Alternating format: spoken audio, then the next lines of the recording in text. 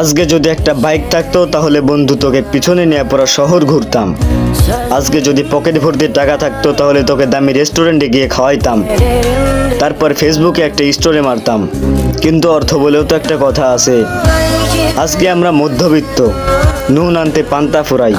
তাই বলে এই দিন দিন না রে বন্ধু, আমাদেরও সময় আসবে। আমি চাইলেই আমি খারাপ পথ বেছে নিতে পারতাম, কিন্তু আমাদের ফ্যামিলি থেকে আমাদের সেই শিক্ষাটা দেয়নি।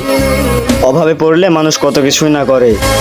কেউ মানুষের দুর্বলতার সুযোগ নিয়ে সুযোগের সদ্ব্যবহার করে, কেউ প্রতারণা করে টাকা কামায়, কেউ আবার ছিনতাই করে টাকা কামাইয়া শরীরের মাংস করছে গরুর মতো।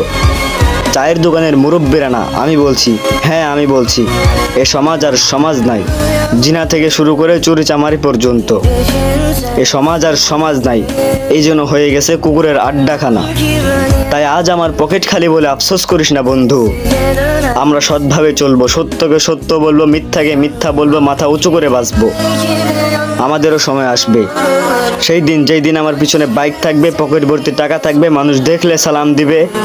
ওই দিন তোকে নিয়ে শুধু শহর না, পুরা দুনিয়াটাই ঘুরে দেখামু ভাই। তুই শুধু একটু দোয়া করিস।